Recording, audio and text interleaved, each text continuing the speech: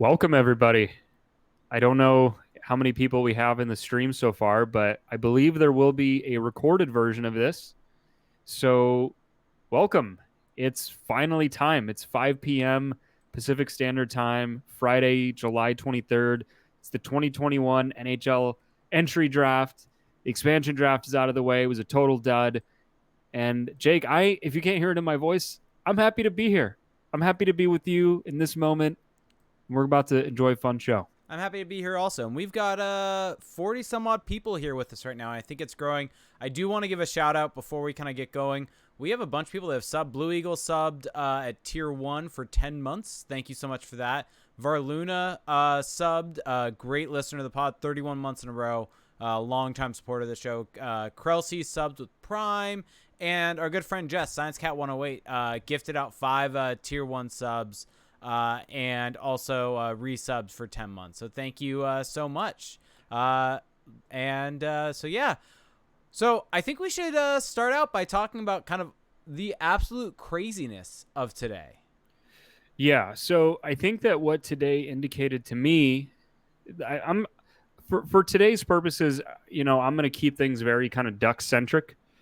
If you look at the prices that were paid for these, 3 deals for blue liners, it indicates to me that the Ducks have, there's a play here. They have an opportunity to go out there, make a deal. We don't know exactly what they're able to do, but if you look at Frank Saravalli's trade bait list, there was, I think, 3 to 4 Ducks on there.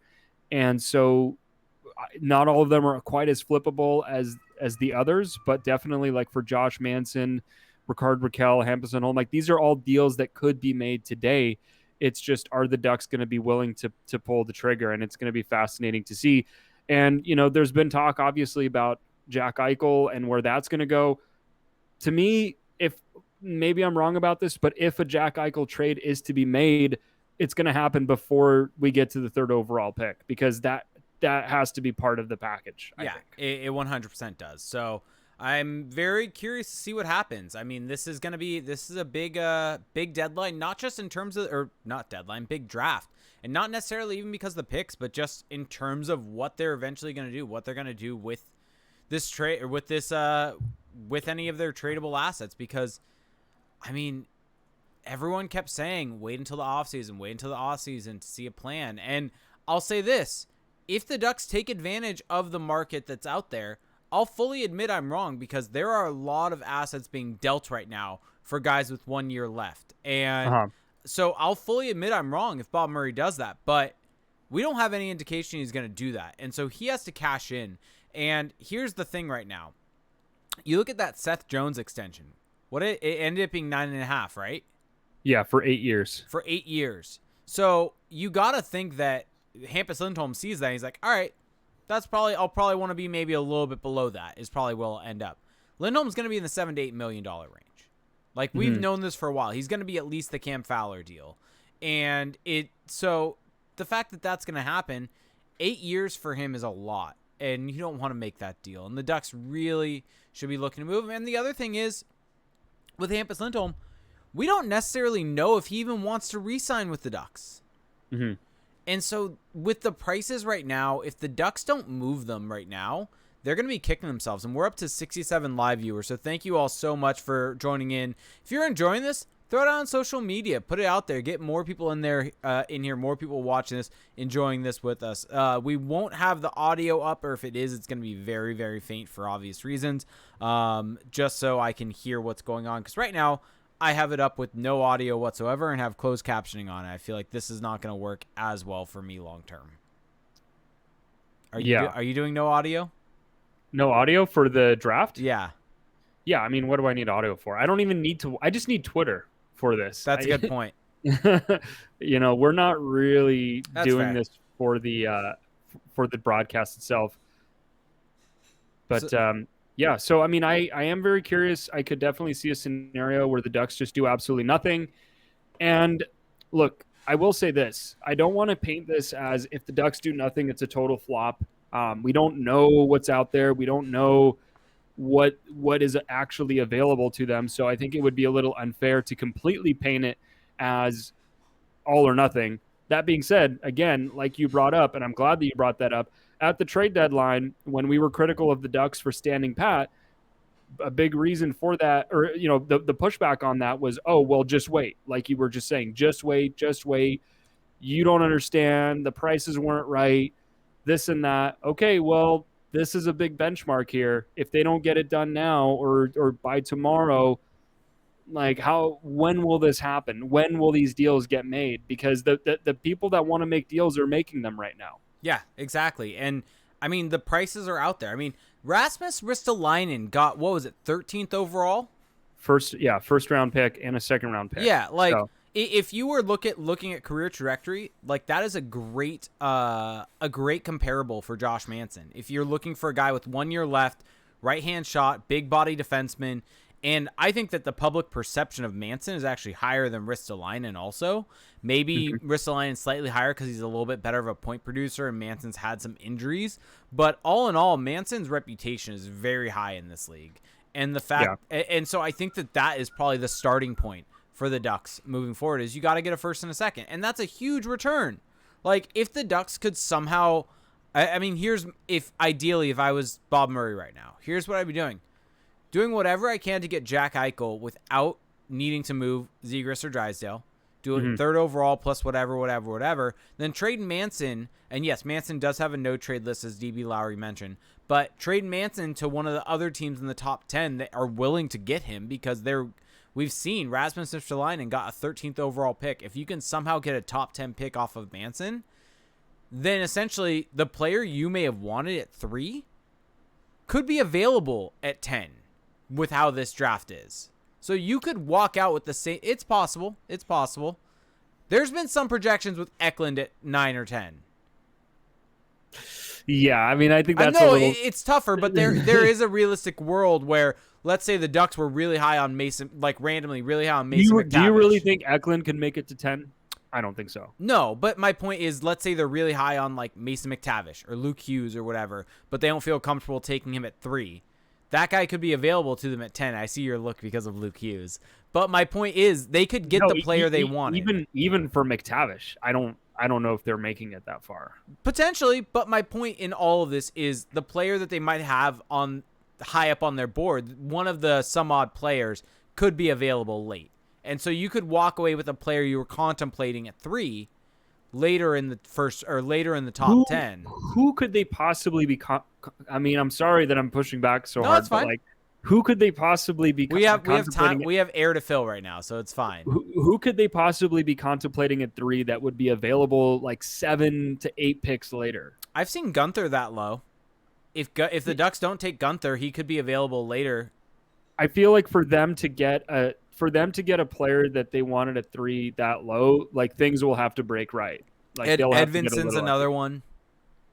I mean, if they draft Edmondson at 3, like yes, trade the pick. No, but that's my point. Is that who knows with this draft who they have at 3, and so today it seems like there was some buildup for Eklund. Yeah, at 3. Which granted, if they do nothing, if they don't get Eichel, but they still make some trades, and they get Eklund, this is a complete win. Yeah. So what I'm curious about is. So, I mean, this is kind of speculation now purely, but there was the murmurs today that they were going to be drafting Eklund at 3, and then, their social media team just happened to post the article about Eklund today for their draft preview. So, I'm not saying that any of that is related, but it is kind of funny. The push for him came from Corey Pronman. Corey Pronman on the Athletic Hockey Show, and then in his mock draft today. On the Athletic Hockey Show, put out the opinion that basically anytime you put out a mock draft, I think this is the way he worded it, anytime you put out a mock draft, there was always pushback from people within the NHL that Eklund should be higher, from scouts and things like that Eklund should be going higher, that he's going to go higher than Pronman has had projected. I think he's had him at like 8 or 9, something like that, right? And so he's like, and the team I've heard connected to him a lot is William Eklund, or is the Anaheim Ducks. And so I could see the Ducks taking him, and to the point where he, in his latest mock draft, had the Ducks taking Eklund. And now up on the board, Sam Constantino has Simone Edmondson to the Ducks. in his Okay. mock draft.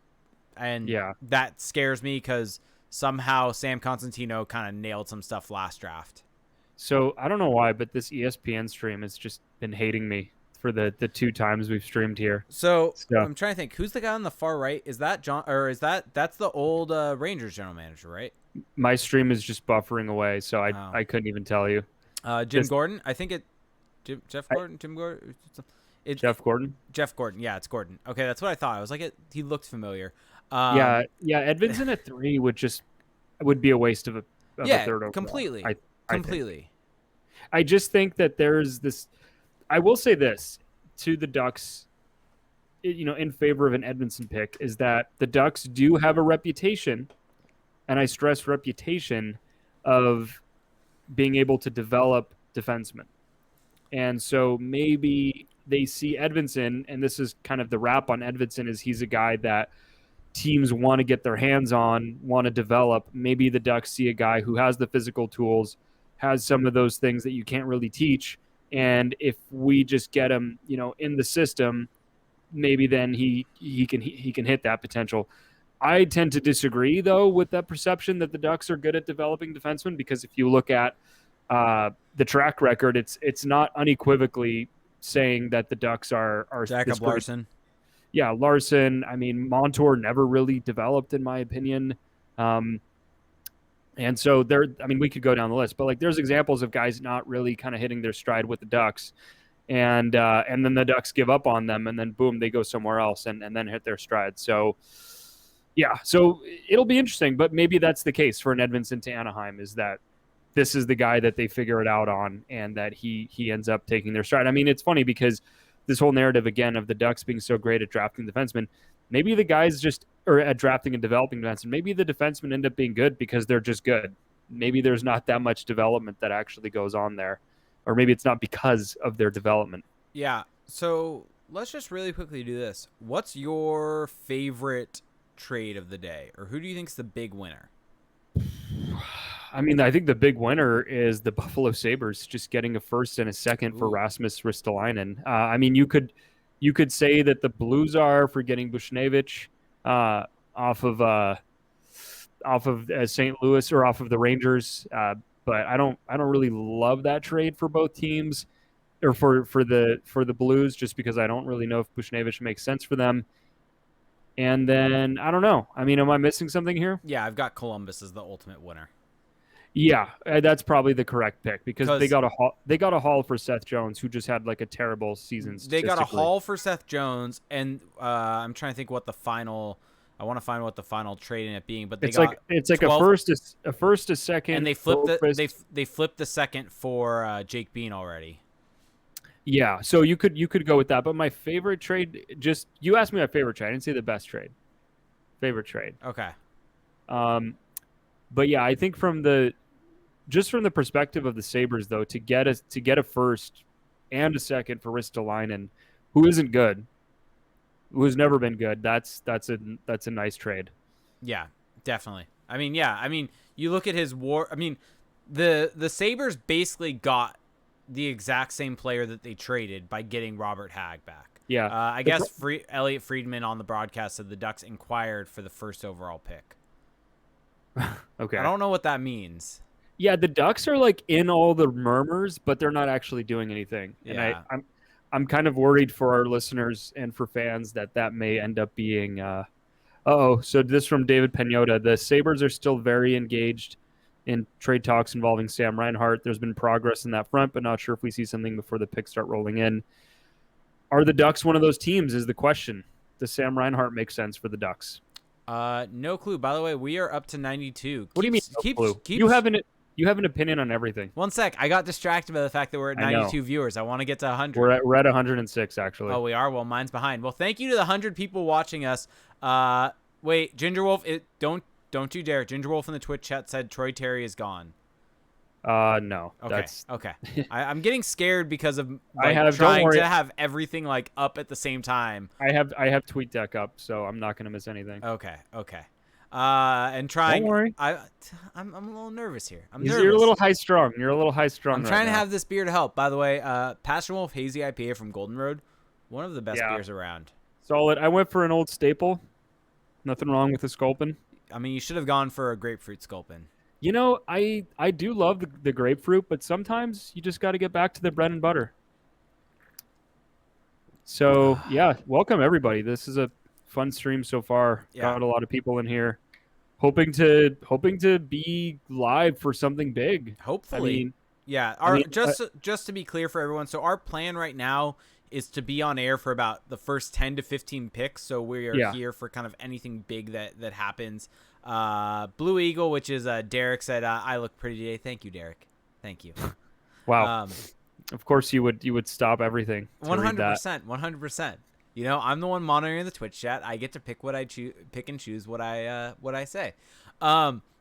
But yeah, so we'll do about 10 to 15 picks, depending on timing and things like that, and then we'll get on out of here, give a wrap up. We'll have the Ducks pick by then, and probably by then we'll know if there were any big trades that were going to happen. So Extra Time FC in the chat saying, very happy to watch you guys. It's 10:15 a.m. on Saturday. A little early for a beer, though. I disagree with that. That's the perfect time. It's a Saturday. It's a Saturday. Yeah, like assuming you have nothing, important to do that day, crack one open. Why not? Also, where are you? Where is it 10:15 a.m. right now? Who knows? Because that would be sure. Like what? 12. That would be 17 hours ahead. Sounds like Australia or something. Jassie's saying I'm looking a little thin up top. I mean, my hair's looking good. I got a headband on, pulling the hair back so it's out of the face. It's part. We've Extra Time FC. Oh, Australia. That's Rossi, fellow Spurs fan. Fellow Spurs fan. It's never too early for a beer. As someone who will wake up at 8 a.m. to watch Tottenham and have a beer while watching. Yeah, I beat you in FIFA using Tottenham. So you did not. I crushed you. You have not beat me yet. You have not beaten me yet. I needed to drink after you reminding me of that. Yeah, and okay. I've crushed you every time. No, crushing is a little far. We've had one draw. Luke Hughes looks like a 12-year-old. And you're changing the topic, and yes, he does. No, I'm bored of this topic. Yeah, fair enough. Yeah, still nothing rolling in. A little disappointed so far. So just right now, gun to your head, do the Ducks make a trade? Yes. A significant trade? Yes. I'm gonna go mainly because I'm an optimist here. I'm gonna go yes, just because I want something to happen. Yeah. But if you ask me what I truly think, I am a little less optimistic. Oh, here's what I think is actually gonna happen. The Ducks are not gonna make a trade. They're gonna have and they're gonna on free agency day extend Manson, Raquel, and Lindholm. Yeah, I mean that would disaster scenario. Yeah, the doomsday scenario. Oh, and they take Edmondson. Oh man, yeah. Well, you said you were an optimist. I said no. I said I want that. I want whatever happened. This is what I think is gonna happen. Mm-hmm. So, let's go with that. But so if the Ducks are calling the Sabres for the number 1 overall pick, is that them saying is that apart from the Eichel conversation? I have no idea. Because that to me is the question. Is it, hey, instead of just giving them the third, you're flipping third and first? Because to me that doesn't really add up anymore. Also, if the Ducks are trading up to 1, is it to take Owen Power? I don't know. Who knows? Well, what do you think? Do you see? Because I think Owen Power doesn't. I mean, he could make sense for the Ducks. No, I think Owen Power would make a lot of sense for the Ducks, especially with the fact that he's a left-hand shot defenseman. I mean, I think that if the Ducks got Owen Power, that would make them way more likely to move one of Fowler or Lindholm, because you don't extend both those guys for 8 years if you have Owen Power in your system, right? Mm-hmm. Well, that's the thing. I wonder who they are targeting there. It's got to be Power. I mean, maybe it's Beniers. Maybe they are that high on Beniers. Yeah. I don't know. I mean, from what it sounds like, it seems like they just want to get 1 or 2 to be able to have their pick of Power or Beniers, and they probably don't think that Power is going to fall. I mean, who knows? I'm really curious to see how this draft plays out, because there's been a big push of late for Eklund. So, yeah, I just don't. I mean, I don't think. I think Eklund will be available at 3. Yeah, I still have Gary Bettman talking right now. Are you still in that same spot? Yeah. Okay. So I have not seen the pick yet. I don't know if it's out yet. Maybe it is. Okay. Sabres are on the clock. Sabres are on the clock. Oh, God. All right. Now I'm nervous. Well, I got to say, it's nice that we're not going to have to wait that long for the Ducks pick. Yes, it is. Shaken Wings asking, why does Bettman look so uptight? Well, it's because it's Bettman. He's always uptight. I mean, He's never relaxed. Yeah, that's calling a spade there. Why are you cold on Edmondson from Benz Odell? I mean, I'm cold on him at number 3. I think he's an interesting prospect, but there's a lot of things in his game that need to be ironed out. The awareness isn't totally there. The physical tools are there. He's just a project. And at number 3, I think you want a little more certainty, a little bit more of a floor. Actually, a lot more of a floor. So that's why I am low on this. All right. Our good front buddy Kim Paffu saying, let's get Wallstedt, baby. So Gibson to Carolina then?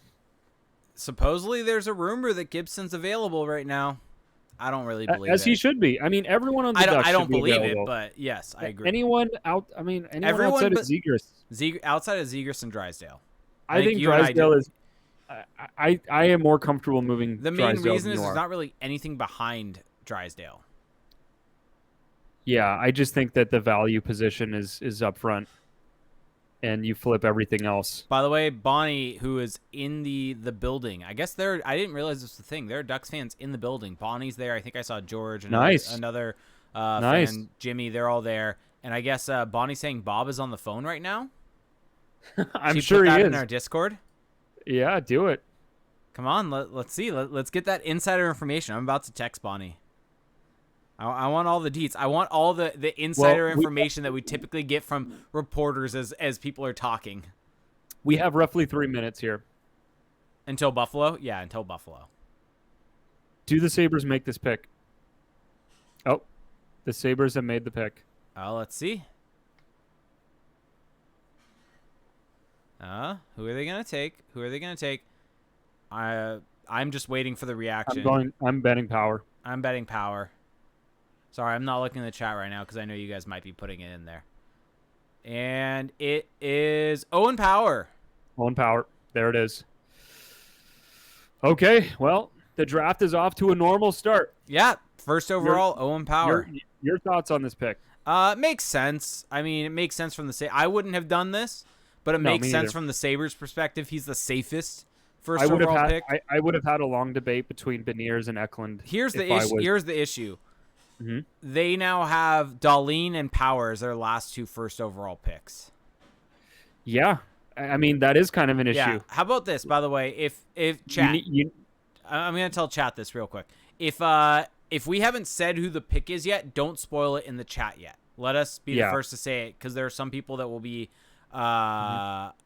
there are going to be some people that are probably watching on stream and things like that. So if you're watching us, don't put in the Twitch chat yet who the picks are. We'll announce it right when. Everyone's on a slightly different delay, so just, be mindful. If we say it, then, that is what it is. We've said it. So Owen Power first overall to the Buffalo Sabres. Yeah, so to me, it's a safe pick. It's not a bad pick. Like, that's my overall impression of drafting defensemen. It's how I felt when the Ducks drafted Jamie Drysdale. It's like, yeah, it's a fine pick. He'll make your team better. Is it the most ceiling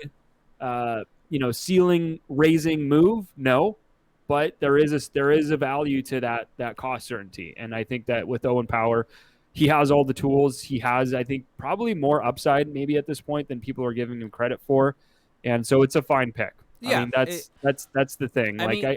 It's not a year where you're sitting there saying, yeah, they really passed up on something else. So, and I think especially, and this is probably a common refrain that we're going to be dishing out in the next, however many, in the next hour or so, but it's like, hey, in a year with so little certainty, in an already very uncertain exercise that is the draft, maybe this is the year to go safe as opposed to taking a swing. Yeah. But yeah. I don't know how much I really buy that, just because I think that, at the end of the day, if you are a good scout, if you're a good observer, if you know what you're watching, I don't personally think it should make a huge difference whether you're watching on video or in person, but what do I know? I'm not an NHL scout. I'm not an NHL GM. So Bob Murray roughly has about 2 minutes to make an Eichel trade, right? Yeah, I Pretty much mean, like 2 to 3 minutes to make that kind trade. of, kind I of. mean, technically, he could take the person that Buffalo wanted and then trade them. Mm-hmm. But Yeah. yeah, it is. We're running up on short time. Whew, I have Twitter up, and Up you to know, 115. Up seeing to some 115. commentary. Good hair for Owen Power. Yeah, Oh, his hair was very good. very pristine, very pristine. Uh, yeah. Well, man, I am. Is it weird? I'm feeling a little nervous. No, Seattle Kraken. Who do they take? I think it's going to be Beniers. I think they're gonna throw us all for a curveball. Mm, Ron Francis went way off the board with a lot of his picks. I'm just gonna follow that line. well, who is the curveball pick then, though, at 2? I mean, Edmondson. if they draft Edmondson at 2, like I'm out on the Kraken. No, the Ducks are not on the clock yet, Derek. They are. It's Seattle's on the clock. For me, it's a minute 36 now left on the clock. Who is the biggest guy available? That's who they take. Yeah. Yeah. Edmondson. Edmondson's the biggest. Yeah. Well, that's why scouts love him is the Size. physical attributes. Size. All right. So let's see. Minute left. Make your prediction. Who does Seattle take? I think it'll be Beniers. I think the pick is in. I think it's the correct pick. I'm gonna say they take Brent Clark. I would love that. I think they take Brent Clark. So the pick is in. Let's see. Hold up on any spoilers, folks, please. We will announce it right when we have the information, whether it's me or Felix. So Ron Francis is at the board or at the table, trying to say it, and he has a jersey, and it's Matty Beniers. Yeah, it makes sense. Yep. That's the right pick. Yep. Correct pick. Probably goes back to the University of Michigan for another year. I mean, so go ahead. So the Ducks could still trade their pick. They still have time. Yeah, especially if the Sabres are high on Eklund. I mean, if the Sabres could come out of this with Power and Eklund, they have 5 minutes. That's a long 5 minutes. Wait, why do they have 5 minutes on the clock? I thought it was like 3 minutes. Thank you, everyone, for joining. We're still standing well over 100. We're at 115 now. Thank you, everyone, for tuning in. This is, I think, one of our most viewed streams. So thank you, everyone, for tuning in. This is a big day. And this is the correct pick for the Kraken. Yes, 100%. Like, I mean, I think anything else, like Eklund, sure, but for them, where you're starting from very scratch, it's got to be Beniers. Yeah, I mean, that's the thing. Is like, I get taking a defenseman. I get maybe you want to build from the goal out, but it makes sense for them to take Matty Beniers. He's a safe pick. It gets you a two-way center. He's not going to be the highest skill guy, but he's a guy that you can really build around for a long time. Yeah, and I feel like that part of it, again, is maybe a little underrated at this point. Like, he was good offensively. Yeah, like everyone's just kind of agreed that he has a low offensive ceiling, and it's like I think that we're in an era now of the NHL where, and just of the sport, where you can actually get better offensively. Like that's something that you can improve now with skills coaching. So I don't know. I think it's a great pick. I love the pick. If he had been available for the Ducks at 3, I would have said yes, make that pick. Here's one thing about Owen Power, and this is coming from Patrick Bacon, who Jay Fresh uses for all of his model stuff. Owen Power is second in terms of projected chance to become an NHLer. 11th though, at 18% chance to become a star. And I think that's kind of the issue, is that he's very safe. The age. Yeah, but it's not necessarily going to be the best pick. Matty Beniers, weirdly, per that model, doesn't project out that well. I mean, I could see it because there are some things that are not going great in his favor, like the relative age, the production, but I don't know. Do the Ducks trade this pick? I'm saying no. It's looking very unlikely. There's literally minutes left for them to do it. So, I mean, what? 2 minutes, 40 seconds. Salem, what do you think? as she's sitting behind me. I think you can all see her on camera. Yep. Just I chilling. think she's just watching over you. Yeah, she is. You know, being a good guard cat. Okay, well, assuming the pick is going to be made, I'm predicting William Eklund. I'm gonna go with it also because that's what I want. I mean, outside of that, if it is Edmondson, I don't even have like a ready to go blurb on Edmondson. I don't either. I really just don't see him as a third overall pick. Yeah, if it's Gunther, it's defensible. I love how one of Benier's highlights is a secondary assist. Is that a red flag? I don't know. Maybe.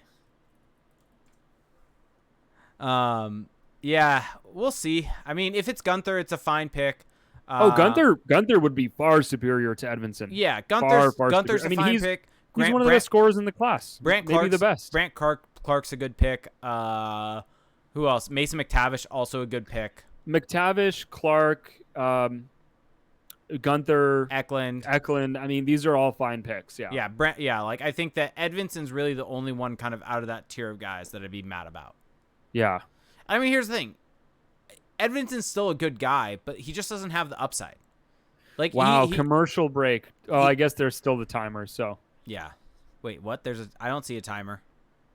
Well, I'm just saying, like, there is still supposedly a timer going on. So does the timer get paused during commercials? I guess. Didn't this happen last draft where they went to commercial? It was right after the Ducks made their pick. They went to commercial. That's what it was. So they weren't able to spend that much time on it. Yeah.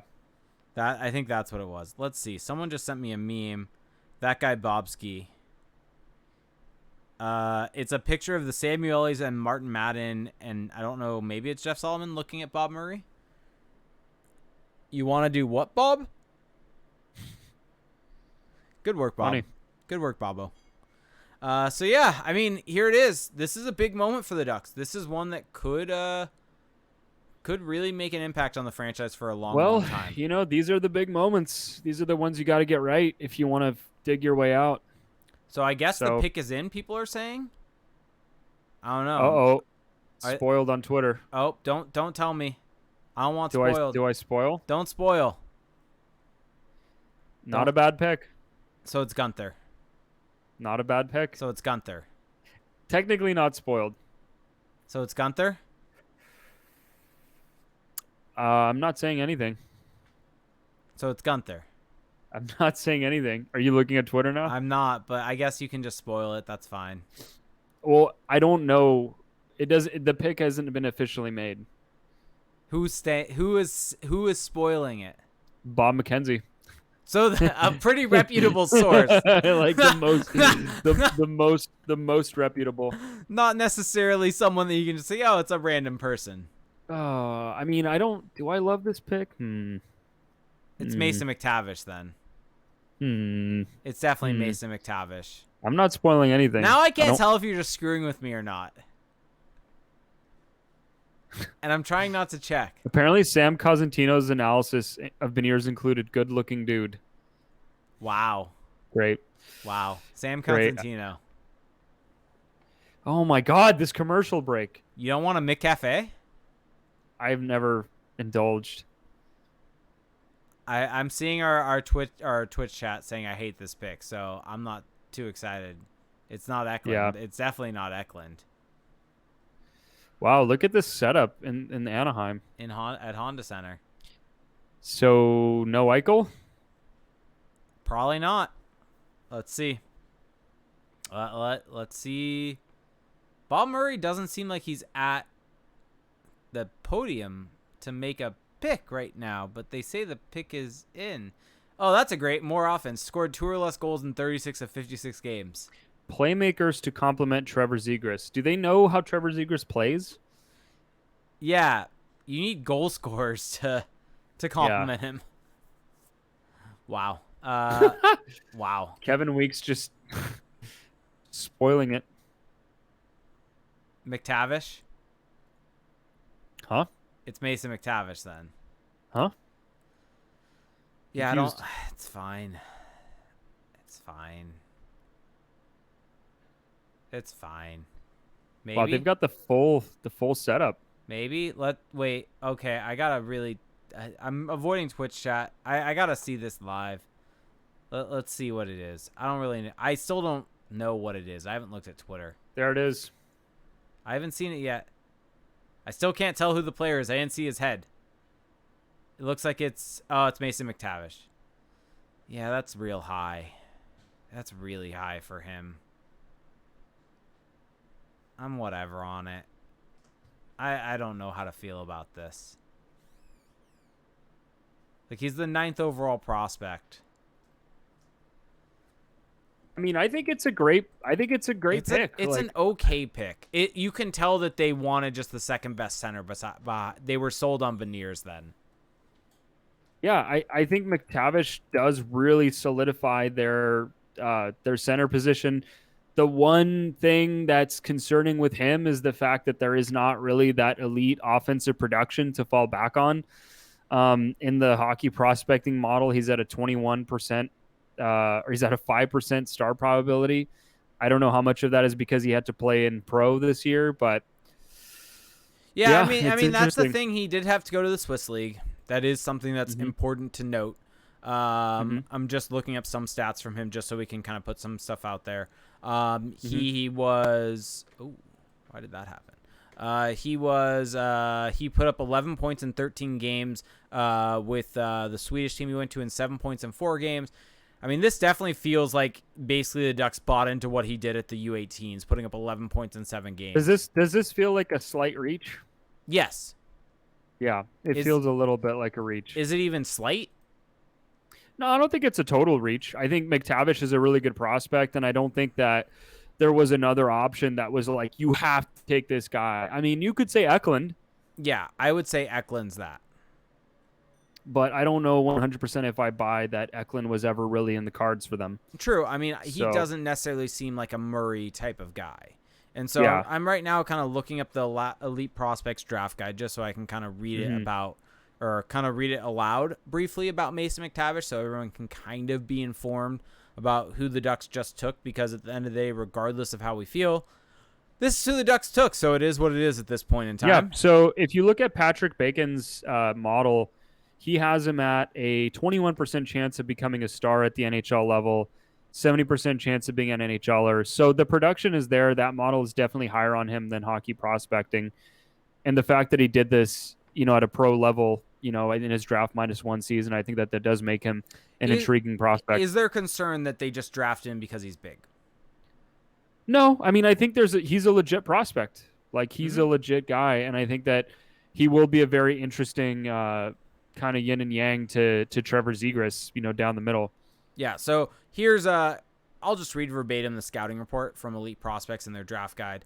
They said, Mason McTavish may not be the best two-way center of the draft, but he really isn't that far off from claiming the throne. Not far off at all. The more eyes our group set on McTavish, the more confident we became in our evaluation. Eventually, that resulted in McTavish ascending to 5th overall in our post-U18 World Hockey Championship ranking. That's where he'll finish the season too.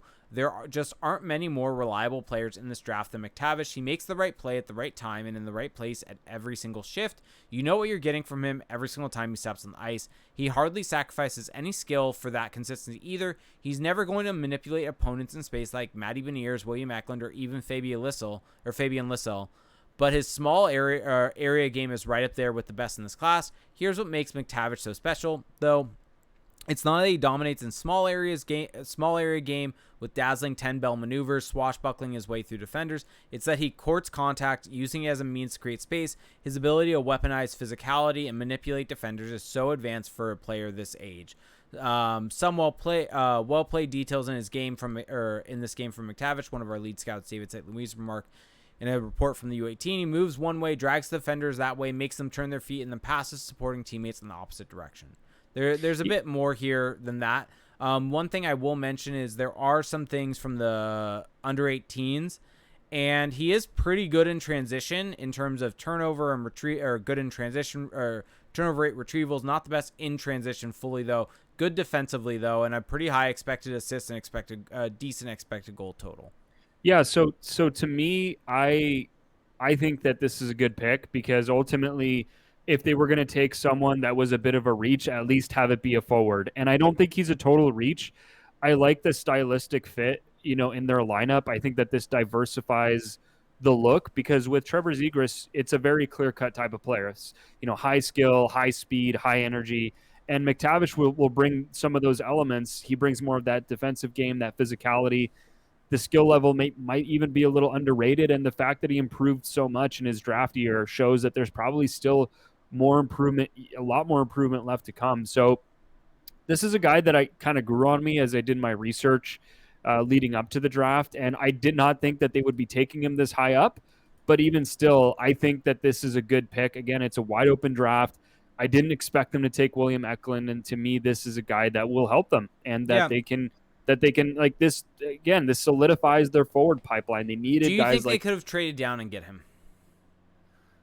Maybe, but it's hard to say. I mean, this is like a wide open draft, so I don't know that for sure. Again, like, how much value did they really leave on the table here? I think a decent amount because of Eklund, but who knows if they would. But they were never going to take Eklund. Yeah. Like, they just weren't. Is New Jersey going to take Eklund? Let's see. No, they're taking Hughes. You think they're taking Luke Hughes? Yeah. Let's see. As the guy with the massive Hughes sign is in the front row. Yeah. I think as the people are jumping, he probably announced Luke Hughes. Yep. Well, that means they're probably going to try to get Quinn at some point in time and have the Hughes trio. Yeah, I mean, I think that there's a lot of rave reviews about Mason Mctavish. It's not the sexiest pick. No. But I think he will end up being a very reliable player for the Ducks. I understand why people might be a little disappointed, but I really think that this is a guy who's going to help the prospect pool. I mean, now if you look at the Ducks, assuming that Mctavish hits and becomes kind of like that 2C, I mean, you've got Zegras, McTavish, Lundestrom down the middle. You can continue to build there. That's interesting to me. You're looking at there's a bit of a foundation now. Maybe you disagree with that. Sorry, I'm watching the thing right now, and Jack Hughes is absolutely going wild over the fact that Luke Hughes is in New Jersey. He looks happier than Luke is. Sorry, got sidetracked for a second by that. Yeah, I guess here's my concern. And the upside is not as high as you would like it to be. It's the upside. Here's the other issue is that maybe I'm scarred by this in some ways because even though we've been big defenders of Nick Ritchie in the past, he doesn't necessarily live up to the billing of a 10th overall pick, and that's kind of been essentially what we've said is that reputation or the expectation should be lowered based upon what he actually is. And so I guess what I'm worried about is the Ducks basically caring too much about size here. And that's one thing about McTavish that is essentially said about him is he's one of the biggest body forwards in this draft and is one of the few that knows how to use his body in this draft class, can really push the play in that direction. And I think that concerns me because the issue there is that doesn't always translate. And I guess the one positive that you do have, trying to kind of flip this in a positive direction, is that for the Ducks is that Nick Ritchie did it in the OHL, which is all kids 16 to 20 years old. Whereas Mason Mctavish did find a way to be productive in the Swiss League, which is with men. And so he was able to put up 7 points in 11 games in the Swiss League and then be over a point per game in the playoffs over there. So this isn't a guy that necessarily only has scored in the OHL. The one kind of thing that's interesting is he's probably going to have to go back from the Swiss League back to the OHL as a result of this. And I'm curious what that's going to happen. Or, I mean, do you think that maybe he looks at going back to the Swiss League? I don't know. He's definitely not in the NHL next year. Yeah, I don't think that. I think that I think the big disappointment for people is that there was such an obvious pairing between Gunther and Zegras, right? It's that if you get Gunther in, he's a natural scorer. But there were Gunther wasn't a perfect prospect either. And here's actually the funny thing on Gunther. I actually prefer, I think, reading a bunch of things, McTavish is actually more highly rated than Gunther. Yeah. And that's pretty consensus across the board. So that's what I'm saying. Like, I don't think that Gunther was this flawless pick either. Yeah, the models will love him more because of the production. Yeah. But there's no guarantees in this. So maybe I'm higher on this than I should be, but I think it's a fine pick for the Ducks. Like I said, McTavish grew on me. I think that he's not just some like bruising checking center. There is some skill to his game, and I just stylistically, I kind of like the idea of you have one line with Trevor Zegras, and then you have one line with Mason McTavish, and you just got different styles It's a there. similar concept because I mean, some people said like he's essentially almost like Matty Beniers light in some ways. He's a little bit of a different player, but Mm-hmm. he's the second best center in this draft. And so Mm-hmm. if you are that high on Beniers, then you are going to end up wanting also, if you miss out on him, wanting Mason McTavish. Yeah, exactly. So yeah, I mean, maybe if you're a fan of the team, you're a little disappointed right now, but I think it's going to be a good pick. Yeah. I I just mean, Shaken Wing said, what is a player comparison for McTavish? Do you have any? Oh, that's a good question because he's got good size, he's got, good skating, he's got a really good shot. Um, so off the top of my head, I don't know. I don't know if I have like a ready-made one to be honest with you, but just kind of like a straight line player who I think is going to help them control play at 5-on-5. And that's something that they haven't had in a long time. Is just like a solid defensive or a solid center depth. Yeah. So it's gonna be good. Do you think that maybe this is a play where the I think he's gonna be. Well, I do you think that do you think he ever plays for the Ducks, or do you think he's moved today? That would be fun. That would be a fun little narrative there. But I don't know. I mean, I have no idea. Doubtful that happens. I think the Ducks made this pick because they like Mason McTavish. Yeah, exactly. Definitely. Yeah. Yeah, some people are in our Twitch chat are saying Horvat or O'Reilly. I think that's decent. Yeah.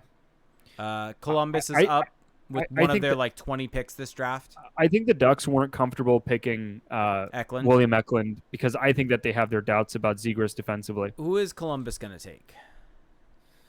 Edmondson? Yeah, where do you think Edmondson goes? That's really the thing I want to see. Here. But you got to, like, someone's got to take Gunther or Eklund. Yeah.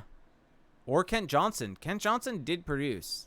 Yeah, but there's some doubts about him. Yeah, definitely. This is not like last year where I think Did there's they just send it like... to Kirk Herbstreit to make the pick? Is this a wrestler? No, he does once again another college game day person. You just don't pay attention to college football at all, is what I'm learning.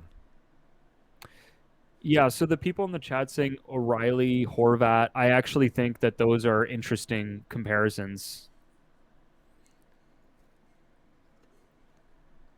All right, let's see.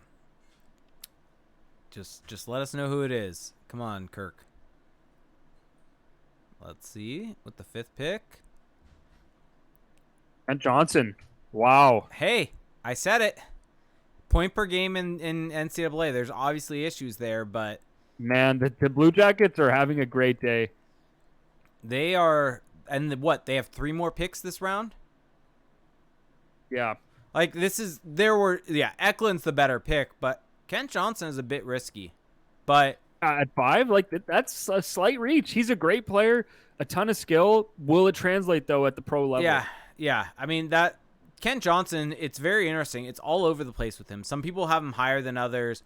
Some people think he has really high skill, and then other people are concerned by various different aspects of his game. I mean, you know what I kind of think's happening here with the Ducks? What? I think that they're trying to replicate the Getzlaff-Kessler dynamic that they had. Probably. Where you have Zegras and McTavish, right? Skill and snarl. I think Bob Murray just saw a guy that was big. Bring us the ding. It says when you have a wedgie on live TV. Well, you gotta remember though. I mean, Martin Madden is like well involved in these picks. Aiden_TZ says no, they only have 2 left. I thought they had 3 first-round picks, and they also got Chicago's in addition to that. So don't they have 4? I don't know. I think Columbus has 4 first-round picks in this draft because of the Seth Jones trade today. So 4 of the first 5 picks are Michigan Wolverines. Yeah, that's and they're probably all going back to Michigan. Mm-hmm. Yeah.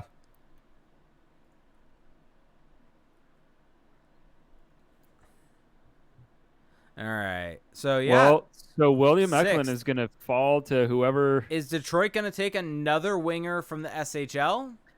Oh man, I mean, I think they go. I think if you're Detroit here, you have to take William Eklund. Like, think about that. You get William Eklund for free at 6. Sorry. And Columbus sent a pick back, 32nd overall, back to Chicago, so that's why. Yeah. Good call. Good call, guys. But I just don't see them taking anyone else but Eklund. I mean, you can have 2 elite forwards now with Raymond. Here's the issue: they're both left wingers. Why is that an issue? Good players. I've heard that the more good players you have, the better of a team you'll be. I'm just saying. And it's not as if the Red Wings are flush with left wingers. I am just simply saying. Yeah, but like you need to say things. You need to say something else because that doesn't cut it. I mean, it may be accurate what I'm saying. I'm not saying that's how they should do. I'm saying that may be what they're thinking, though. So if Detroit takes Sillinger, that's a good pick. Maybe it's a little bit of a reach, but it's definitely a reach. Sillinger's got a ton of upside. Man. Yeah, I mean that's the thing with this draft though, is I feel like you can poke holes in any pick because everybody's a little bit of a reach. Yeah, I mean, do you think with them taking Mctavish that the whole purpose of moving to first is to take Beniers? Wait, what? The Ducks trying to move to first. Do you think that was done because they knew Seattle wasn't going to trade? They wanted Beniers, and Seattle would take Beniers, so they wanted to jump up to first to take Beniers. Yeah, it's possible. I think that would be make the most sense. So what's the thing with Jack Hughes? I'm seeing this GIF pop up. Yeah, that was what I was saying. Jack Hughes was more excited than Luke Hughes was that New Jersey took him. Yeah, that's a bit of a weird optic. It's because his brother's joining him. Yeah, I mean it's cool. I mean think about that. Like yeah, no, it's like I get it. What are the odds of that happening? Like statistically. Yeah. So low. Yeah, very, very low. And so, I mean, it's definitely a reach by New Jersey. I would not have taken him at that point. Like, is Luke Hughes really the 4th best player in this draft? DB Lowry killing me. There are a bunch of people in the Twitch chat saying this. What if Eklund falls to L.A.? Oh, man. Dude, Bob McKenzie is just ruining this draft for me. Okay, now... Do I unfollow Bob McKenzie? I'm going to jump in and just see it, and we'll just spoil it. Who cares? Terrible pick. Terrible pick for Detroit. So, did they take... Was it is it Edmondson? Yep. Yeah. I told you. Why would they do that? Because they don't want to have another winger. I mean, to be fair to Detroit, this is the team that took Moritz Seider, and it's turning out to look like a not terrible pick. So... I mean, they still could have had Zegras at that pick, so it's still pretty bad. Oh, I agree. I mean, the opportunity cost is high, but at least the downside is not as high as we thought it would be. Yeah. So, who's after Detroit? Who's 7? It's not LA, is it? LA's at 8. But I was reading something that LA's not going to make that pick. 7, San Jose. Yeah. Who do the Sharks take? I don't know. God damn, I do not like any of these teams in terms of enjoyment to take Eklund. Yeah, I mean the Kings are going to take Eklund if he's available. I feel like they're going to do the smart thing. If you're the Ducks, can you what is a deal that you make with LA to get that 8th pick to take Eklund? I don't see the Ducks making any deal with LA. Does LA take Wallstedt? If Eklund's available, it would look bad. Do they take Wallstedt? I think they will because you got to have a goalie, supposedly. But just trade back and take Kosa if you're going to take a goalie. Yeah. Owen Power looks pretty happy right now, as you can imagine. Going first overall. Yeah, I mean, who knows what the future holds for the Buffalo Sabres. The fact that Jack Eichel hasn't been traded yet is like... Will Jack Eichel be traded? Yes, I mean there have not been any trades yet since the draft started. Yeah, well, I don't know. Do you think there will be any trades? I'm seeing some weird tweets. San Jose or LA are going to get the player with the highest ceiling in the draft at 7 or 8. That doesn't make any. Well, it's weird. Like, yeah, sure. If one, like, this is the thing though. Yeah, you draft Eklund. He has a very high ceiling, but we don't. like ceiling is one element of the equation. It's not the entire picture. Like, yeah, for me, if I was in the chair of the Ducks, would I have taken Mason McTavish? No, I would have taken William Eklund because I think that that's my draft philosophy. But again, I don't think that McTavish is a bad pick. I don't think that it's a total miss. I think that he has It's a defense. I'm putting this on Twitter. It's a defensible pick. He's one of the better centers in this draft. Yeah, exactly. And this is exactly what I said about Jamie Drysdale last year. It's not the pick I would have made, but it's a good pick. Like it's a defensible pick. Yeah, agreed. Mm-hmm. He'll probably go back to junior for 2 years and then eventually make the Ducks as a 20 or 21-year-old. Jake with the official tweet. While I would have rather had Eklund, Mason McTavish is a defensible pick. He's probably the second best center in this draft behind years. Yeah.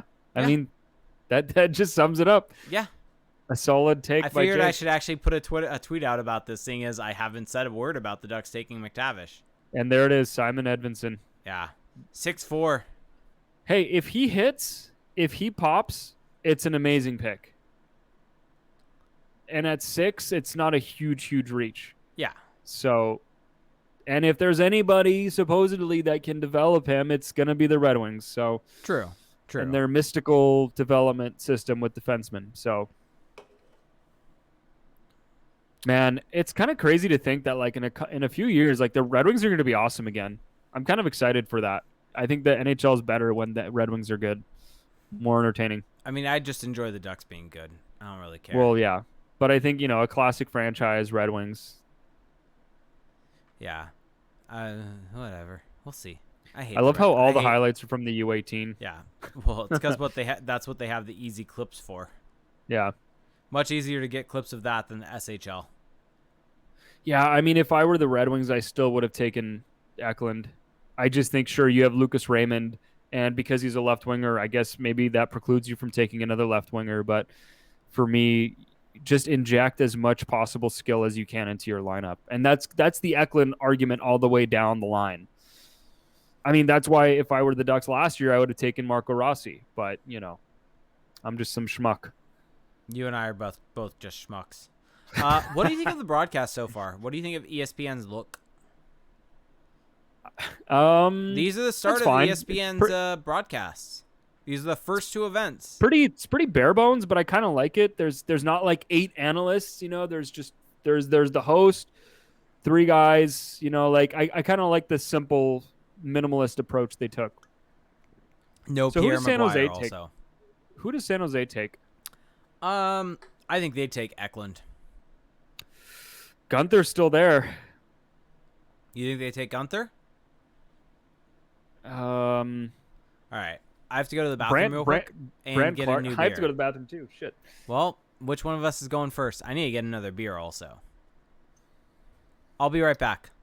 Oh, damn it. Yeah. Okay, I'll entertain. Entertain. Okay. Clark is going to go to L.A., says DB Lowry.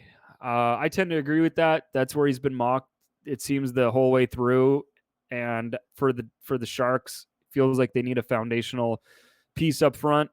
And so that's where they're going to go. But Clark, Eklund, like all these guys are good picks. Entertain us.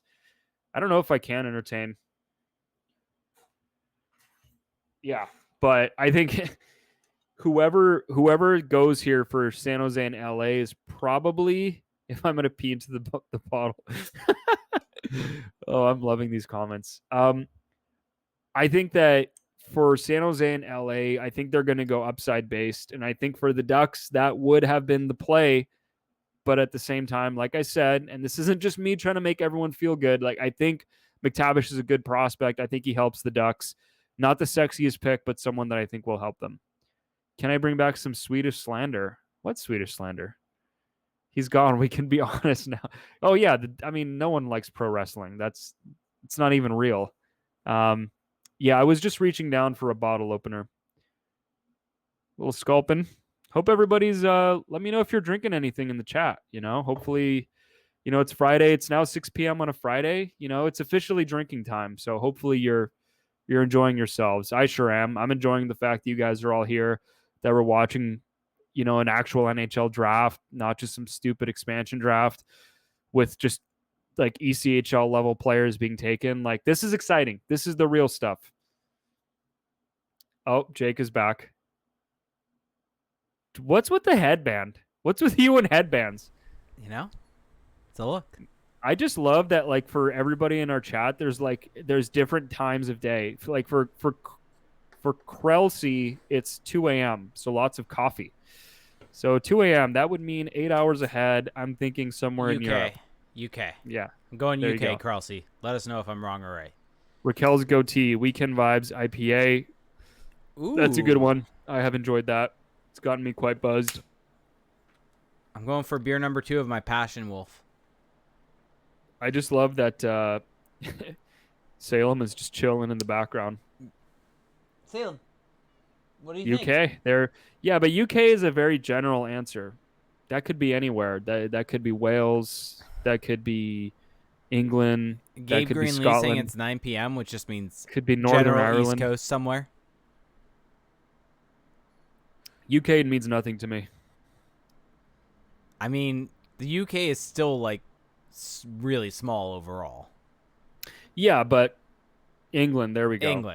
England. Salem. The correct answer. I have a good friend who's English, so one of your roommates reps the English. All right, San hard. Jose. Have they made their pick yet? No, it says the pick is in. I think that they're gonna go with William Eklund, and then I think LA will go Brant Clark, and I think that those are great picks for both. I want to see what we had on ours, and see how wrong we were. I mean, I could also see Wallstedt. You think they take Wallstedt? Could Cole Sillinger go in one of these two? Maybe. I think the issue with Gunther for people is that the lack of high-end skill. Well, the lack side. of high-end skill. Oh, sorry. I was thinking you said Eklund. No, Gunther. Yeah. Gunther, it's the fact that he doesn't have that that thing that you can latch onto. Krelsey's, by the way, saying Shropshire. I do not know where that is. I am 100% Googling that right now. So we had Mason McTavish going to San Jose in our mock draft for our Patreon. Oh, nice. So like Central England, or like what's the nearest big city? This is close to Wales.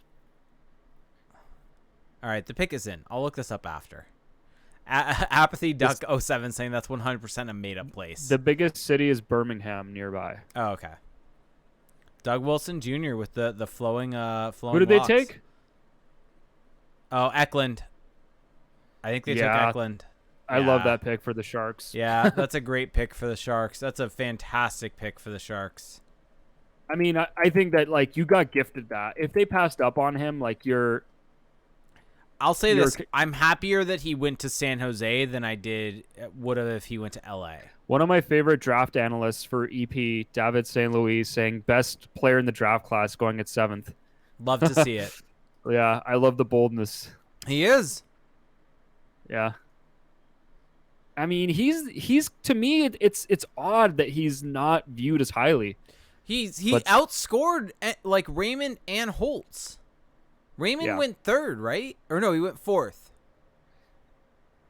Yeah, I think it's just the fact that he's in a much better draft. Yeah, there's reasons that are not really relevant. But, size. Well, I think there's a little xenophobia. Like the fact that he's Swedish. Like if he was doing all this in a Canadian league, I think that it would be viewed differently by the scouting community. Probably. I don't know. I mean, like Lucas Raymond was an outstanding offensive prospect, and he went 6th. So, anyway. No, Lucas Raymond went 4th. Or 4th, yeah. He went 4th. Like arguably could have been higher. So anyway. Yeah, I mean, I had him above. Like probably should have been above Stutzle. Yeah, I had him above. Did it in a more established league. Anyway. Do the Ducks trade? I'm thinking no. I'm thinking at this point, Bob Murray's not going to do anything. I've settled in on that. Yeah. I've changed my tune from the beginning of this. Yeah, I think that's a great pick for San Jose. Absolutely fantastic pick. Like, So, is LA making the pick we all think they're making? Wallstedt? Brant? Well, oh yeah, Brant Clark's still on the board. They don't take a goalie. Take a skater. Yeah, because who's available? I think Brant Clark's the only one that has him. Gunther also. Maybe they take Gunther. I am enjoying. I think Emily Kaplan's a good add to the broadcast. I can't hear what she's saying, so I don't know, but sure. Well, she's an actual like reporter. Yeah. She's not just like just like a sideline reporter. Like she knows the game. Yeah. So, yeah. Arizona getting into the top 9 by just giving up OEL's dead body. Yeah. For a bunch of players. Absolutely fantastic work. I mean, losing Connor Garland is not great, but he was going to take a big contract to keep. Yeah. Because what? He was an RFA, right? Yeah. Ooh, this is a very good look by the Kings in their practice center. Yeah. Talking? Trades? Oh, no, the pick is in. Wallstedt? Was I right? I had Wallstedt to the Kings. Let's see. Oh, there it is. I haven't seen it yet. It's him. Wallstedt? It's him. Did I call it? Did I get it right? Brant Clark. Damn it. You jerk. I think that's a great pick. Yeah. Oh, look how happy he is. Oh, he's crying. He got drafted.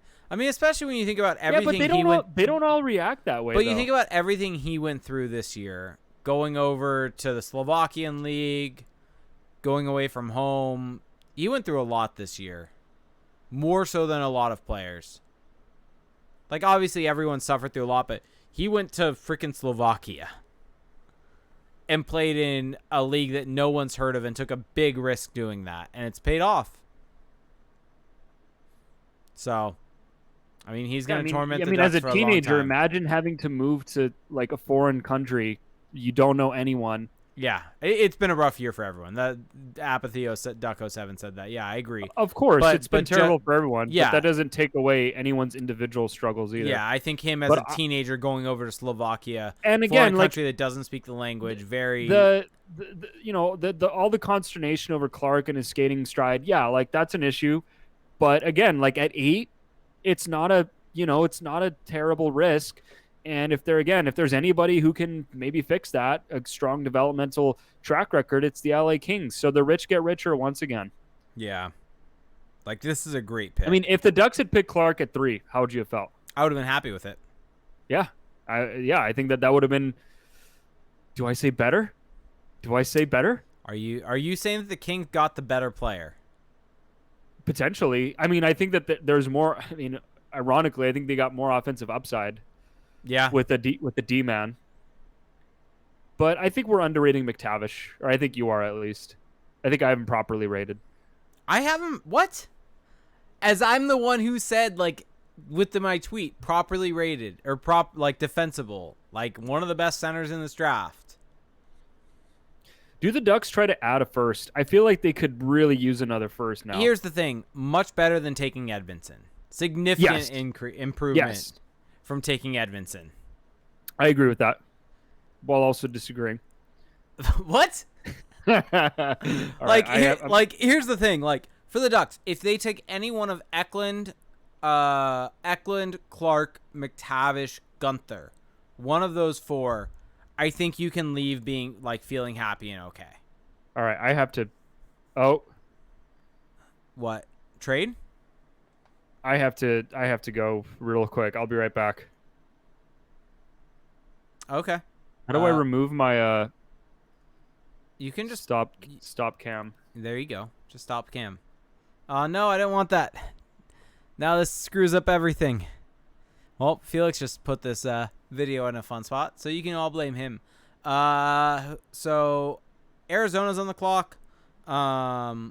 And maybe will they take Gunther? I don't know. Let's see. By the way, if you guys want questions, throw it in there. I'll start answering. Time to vamp. Yeah. Sorry. This is definitely awkward. I'm gonna turn my head this way. Maybe. I don't know. Let's see. Going screen to screen. There we go. Hey.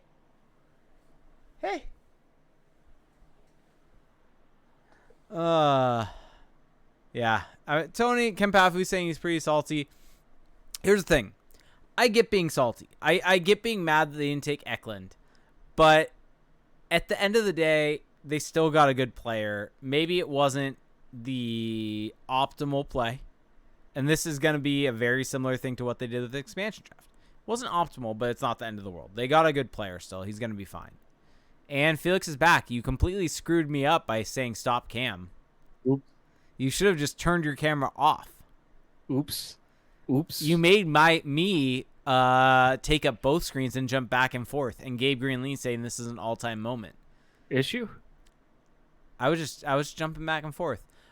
Yeah, Tony, I don't view this in the same way as Nick Ritchie. Obviously, there are concerns. Obviously, there's development path. Obviously, there were things like that. I think Mason McTavish, in some ways, not always, is kind of like what people wanted Sam Steele to be, like just a solid center, a guy who's going to come in and he'll be a second line center for this team. And like you already have Trevor Zegras. Does that mean you should stop adding upside? No, but it does give you a little leeway. Yeah, and what was I going to say here? Yeah, it gives you a little leeway. Shaken Wing says, Jake, were you disappointed with today? I think I'm disappointed, but He is. I'm okay. I'm fine with the pick. I'm disappointed with no trades yet. I don't think there's going to be any trades at this point. That's what I'm more disappointed with. So, I mean, here's the issue that I have with the pick. Eklund's a first-line winger. Possibly. Most likely a first-line winger. Mason McTavish is a second-line center. Possibly. And Tony, he is what the Ducks expected Steele to be, not what Steele actually became. Yeah. Do you all know, Felon's asking, do you all know what other picks the Ducks have this draft? Here, let me look it up. 44? I think they have everything out, all rounds except for what, a 7th? Yeah, 6th or 7th. Let me double check that. They have, let me see, they have a 2nd, they've got a 3rd, a 4th, 2 5ths because they've got Edmonton's 5th and a 6th. So they have 7 picks this draft. No 7th rounder though, 2 5th rounders. So what was that trade? October? Yeah, I think that I think that the skill element for McTavish is a little underrated. Yeah, probably. I mean, he was the second rated North American skater by Central Scouting. He's the kind of guy who just makes the right play at the right time, and that's a guy who's going to help. You will disagree. No, he does. He definitely does. I think that like I said, this is completely defensible. I'm going with that. So the Ducks here's the picks that they have. They've got 34th overall. They have 66th overall. They've got 98th overall. Dylan Guenther. 130th overall. Dylan Guenther to Arizona. Yep. Good pick. Right call. Well, now it gets dicey. I don't even know who. So wasn't Chicago the guy the team that was in on Wallstedt? So they just don't have a first anymore. Yeah. So well, that's interesting. Clearly maybe they think Kosa can fall. Clearly, getting Seth Jones was really important to them. I mean, this is a huge win for Arizona. They went from having no pick to getting Guenther. Yeah, it's a win. Guenther was talked about as maybe going 3rd overall to the Ducks. Like, this is a great pick for him. Yeah. Let's see. I'm curious. Let me do some brief digging on Mason McTavish because his so he had 29 goals and 13 assists in 57 games in the 1920 season. I'm curious where that ranks in terms of draft -1 eligible in the OHL. And that will give us at least some idea of where he fits. Because, I mean, it's hard to say with the Swedish League just because, I mean, really, there's only Austin Matthews is the only player I can think of that went over to the Swedish League, right? Yeah. So let me vamp for a sec while I look this up. What are you looking up? I'm looking up kind of where he sits in draft -1 production. Doesn't rank super high. What do you mean? How do you know?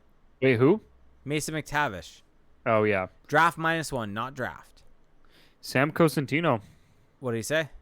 on this broadcast. What did he say? I don't know. He just seems very animated. Oh, Also, he's got that brutal, like, mustache thing going on. okay. So let's do this by. Oh, it's a goatee. Sorry.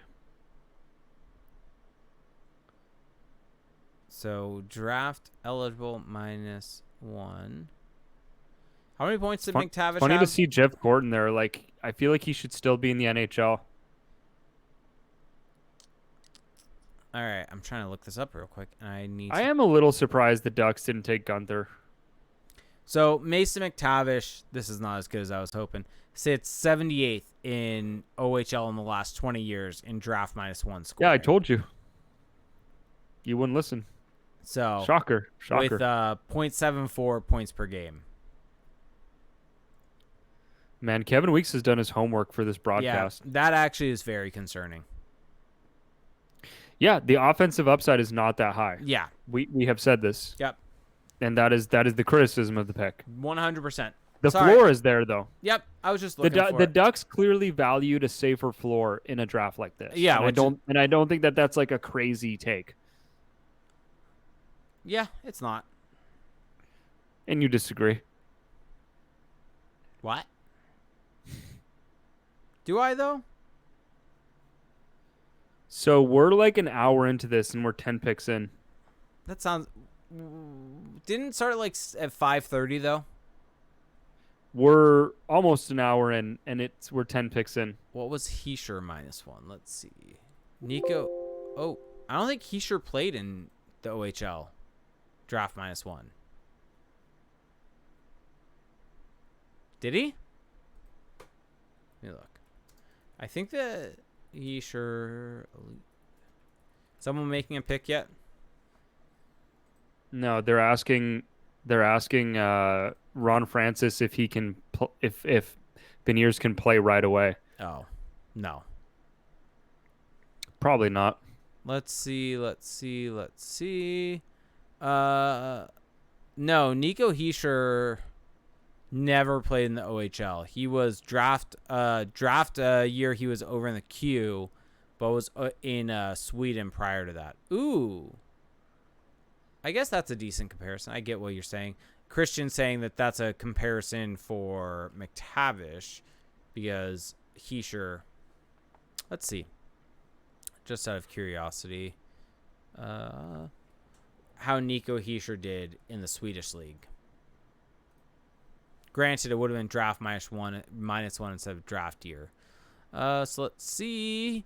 So McTavish, like I said, 11 points in 13 games. Heischer in the, let's see, SL. It looks like Heischer never actually played in the SL. So let's see. Doing a bit of digging here, seeing if I can find. God. What? Just this interview about Beniers is just wild. You know? Like, what was that? Let's see. Trying to see what the highest point per game for a draft eligible. Okay, pick us in for Ottawa. We have the first picture of Mason McTavish in a Ducks uniform. On the Ducks Twitter? Growing out a beard.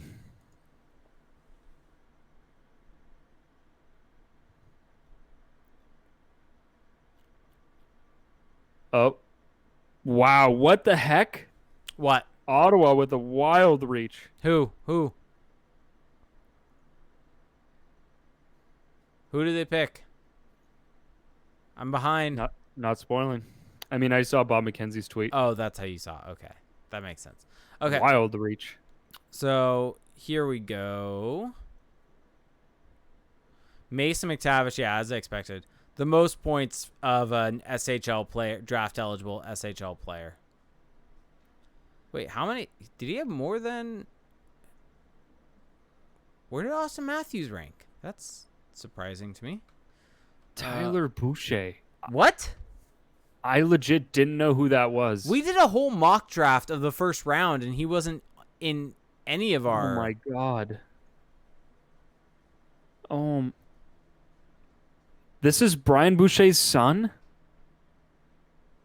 Oh my God. Is that Brian Boucher next to him? Yep, that's Brian Boucher. How? And How? now I feel 10? old. Now I feel old. 10? There's no 10? way he even thought he was going to go 10th. There's no way he thought he was going to go in the first round. The comparison is Tom Wilson for him.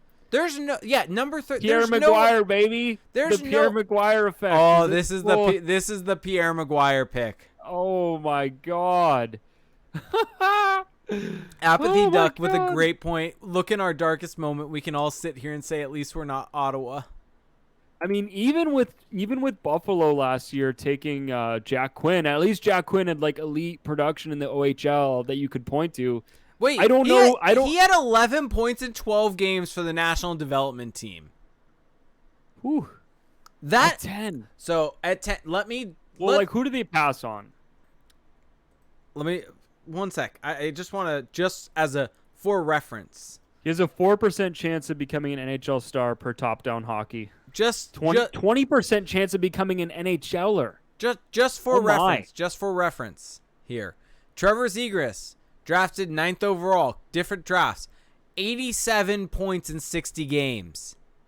This guy wasn't even a point per game. Yeah, everyone's saying you can't justify him at number 11. Yeah, this is wow. Wow. Everybody loves the player, but still at 11? Wow. Apathy. I love that. Go for it. Pierre picked him because 15 years ago he shared a hot dog with his dad or something. That's great. That is great. Oh, all right. Do you want to do a few more picks? Yeah. Brian Boucher, I guess someone has a tweet, or he had a tweet saying, "Don't like hearing a team stop a guy from climbing the ladder." It's because Jack Capuano wasn't given the ability to interview for a job for the Buffalo Sabres job, and he was critical of this Senators.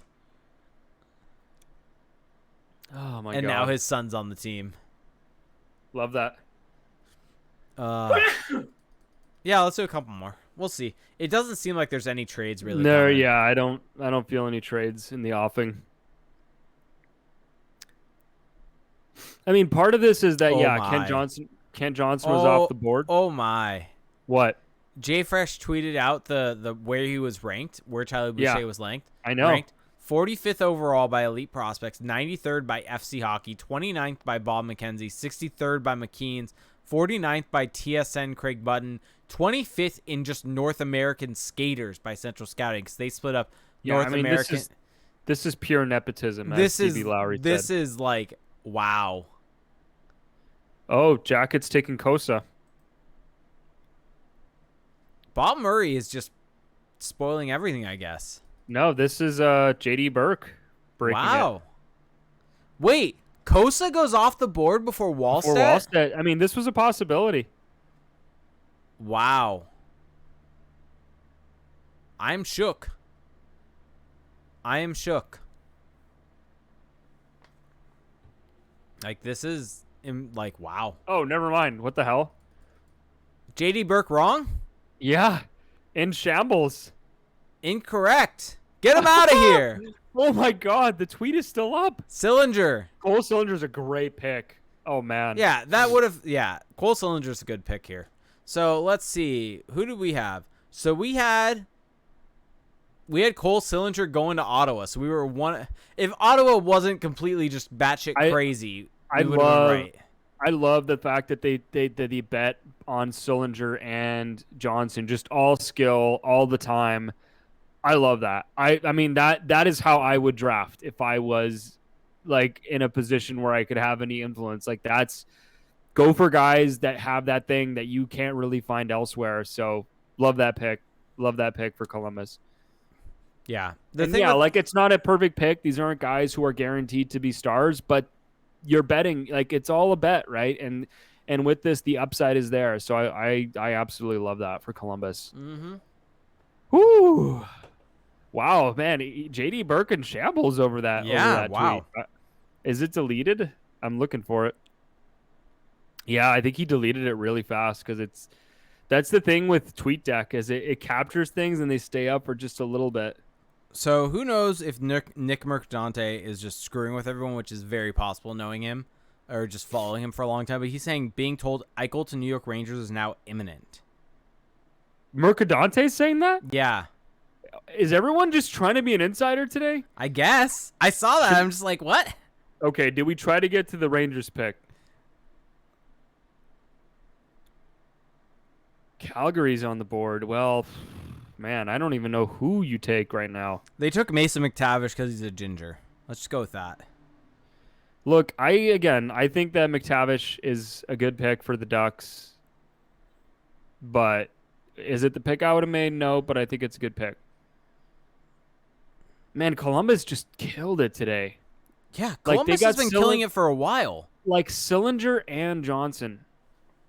That's insane. Sillinger and Johnson, and they turned Seth Jones into Boquist. Yeah. Like, that's wild. Well, Boquist and Cole Sillinger. Like, yeah. Like, come on. Like, love that. Yarmo has guts. Well, Yarmo also loses his players every... Like, basically what we know now is that Cole Sillinger and Kent Johnson are going to leave in 7 years or whenever. You know, like, and Yarmo's going to make fantastic trades to get rid of them. Yeah. I mean, that's true. At least he doesn't get fleeced in the outgoing trades. Boquist, Sillinger, and Jake Bean. All right, Pronman thoughts on first 10 picks. Let's see what he has. The Ducks get a core center for their rebuild in Mctavish. He can fit on a future first power play unit with Trevor Zegras and Jamie Drysdale as a core piece of their future. He's a goal scorer, someone who can create for others, and a center who can play tough minutes. Hey, that's what you love to hear, right? Yeah. And I do think that I have heard about him being a potential good fit as in that bumper spot on the power play. So, and by the way, I should mention this. Looking at this, he didn't play in the top tier league in Switzerland. He played in the second tier. Yeah. So that's the thing. Yeah. So that's why the equivalencies probably get screwed up a little bit. Yeah. Because there's not really anyone to compare him to. Yeah. I mean, at the end of the day, the Ducks aren't Ottawa. No. Like, that's the thing. Like, that's the beauty of the NHL is that even if you do something that's not optimal, there will always be a dumber team than you. It's almost impossible for there to not be a dumber team than you. Yeah, exactly. Yeah. Like, I gotta say, am I gonna become a closet CBJ fan now? Because I just love their picks. Columbus, the Tampa Bay Rays of hockey, is what Daniel J09. Are they gonna moneyball their way to a Stanley Cup? Yeah, they're gonna try to, and they're not gonna be afraid to make the moves they need to. Yeah, I mean, good point here by JFresh on Twitter. Like, I like the Pierre memes, but it seems unlikely that he arrived 2 weeks ago and then single-handedly took control of their entire draft. Like, I mean, this is probably a guy that they just like. You don't know that. Well, we don't know that, but is it the likeliest thing? Maybe not. I mean, it's Pierre. Like, there is a director of scouting. There are guys who've been working there the entire season. It's Pierre. Do the Oilers take a goalie? Yeah, JD Burke, who's the managing editor of Elite Prospects, is like, Tyler Boucher at 11 is absolute bananas. Like, it doesn't make any sense. Like, there's no justification. They could have had Cole Sillinger. Yeah. Wait, no, he wasn't even 11th. It was 10th. Yeah. Yeah, that he just I mean, JD's just in shambles. Closet today. BJ fan.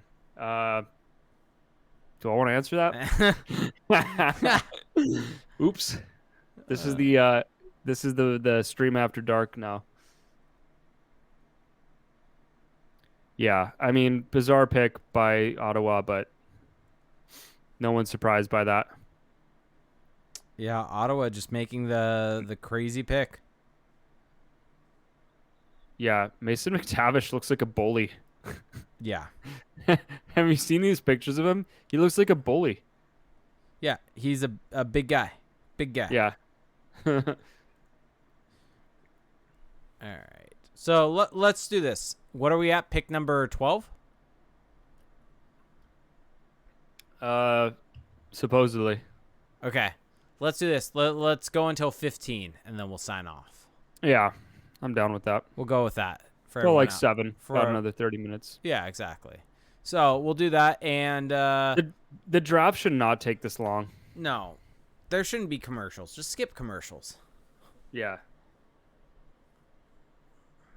So yeah, we are oh damn it, you're right. What? They're calling it pick 12. Damn it. They should have called it pick 11. It's the 11th pick in the draft. I told you.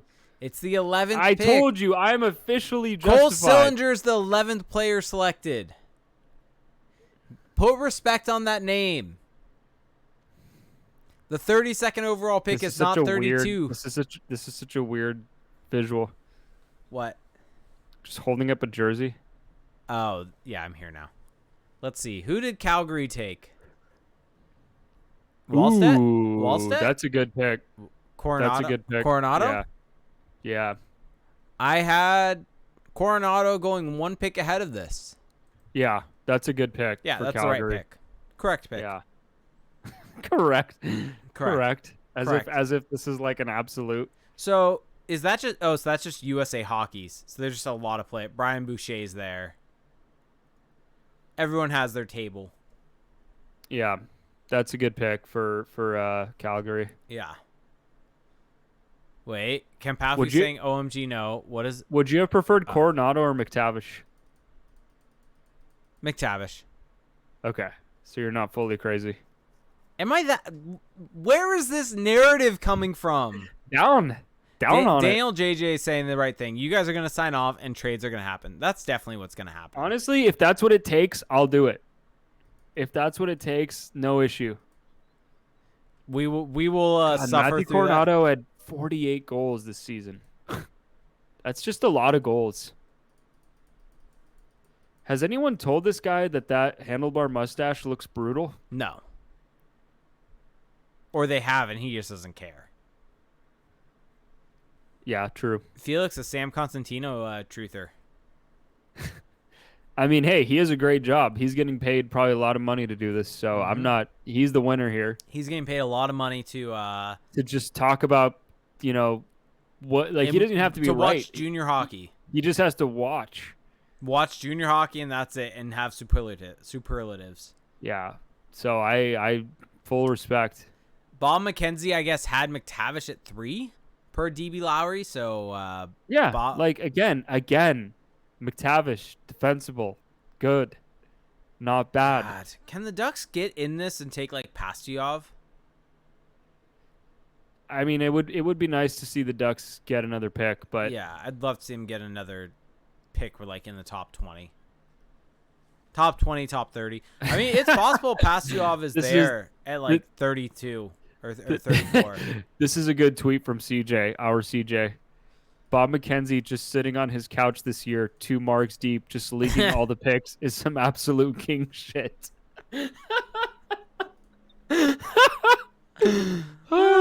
Great work, CJ. Great work. I don't know if you'll ever hear this, CJ, but great work. Oh, I'm giving a little reply. I retweeted. It's fantastic. Everyone go retweet and love CJ's tweet. It deserves the love. He's got gum grafts. That's why he's in here today. Yeah. Oops. Go make him feel better. Is that a HIPAA? Is it? I don't know. Ask Dak Prescott what HIPAA is. Mm-hmm. I don't know. Did you see that today? No, I don't get the reference. They asked him if he had the vaccine, and he said, "I don't think that's really relevant. Is that HIPAA or something?" Wow.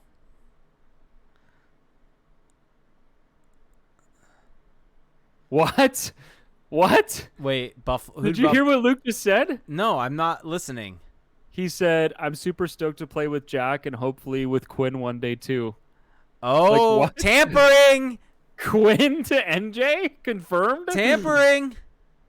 Quinn is like wait. Are the Hughes brothers the Ball brothers of the NHL? Are they gonna offer sheet Quinn? Lonzo and LaMelo trying to get LiAngelo on their team. Isn't Quinn an RFA right now? I don't know. I think Quinn's an RFA. New Jersey offer sheet incoming. Oh. Offer sheet. Do it. Just come on. This is the content we need. Just a teenager, just with a slip of of his words. Let's see. He looks 12. Yeah. He definitely. Is he just wearing a Jack Hughes jersey? He is the youngest. He's wearing a Jack Hughes jersey. Is Jack Hughes number 86? Yeah. That's hilarious. Why? You could have Jack could have gotten the inside information and gotten the jersey there. Yes, Salem? What? Do you not agree with Mctavish being taken? She's not saying anything. Okay. All right, the pick is in from Buffalo. Does Buffalo take Wallstedt? I need a list. Someone give me a list. Jack looks just so happy right now. Well, yeah, because he gets to play with him. Yeah. It's funny that isn't Quinn the middle child? No, or Quinn's the oldest. Jack's the middle. Quinn's the oldest, yeah. They don't even look related. They really don't. They have like different skin tones. Jack looks like Justin Bieber a little.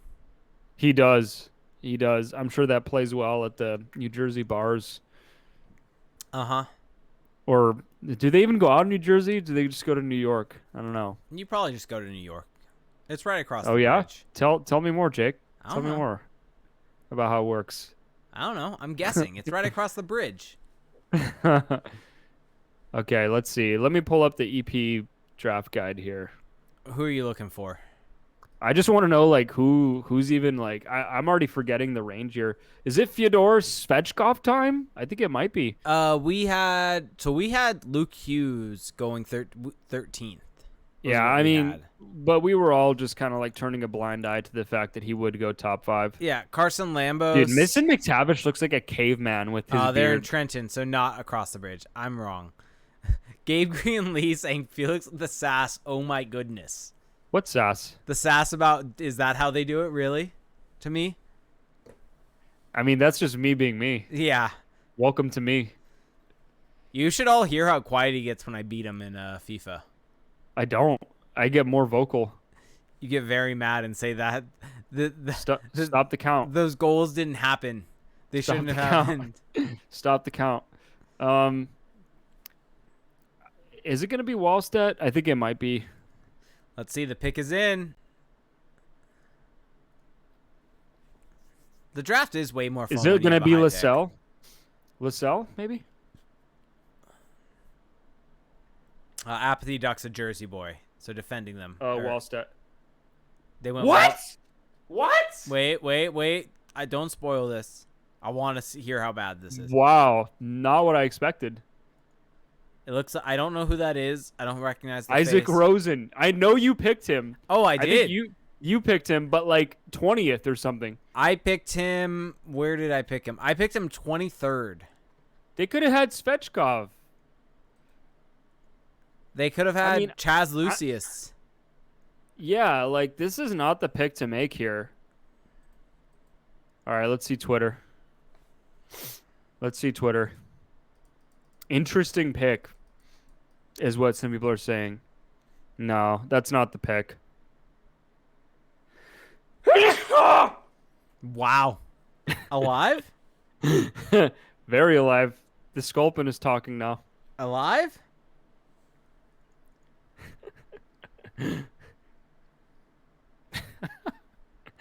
Kevin Adams showing his true cards. Wait, is that what was that Kevin Adams that made the pick?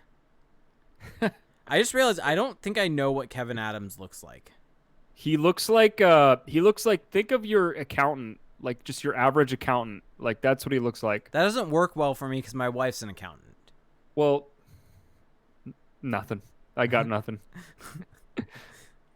Thanks to everyone saying bless you.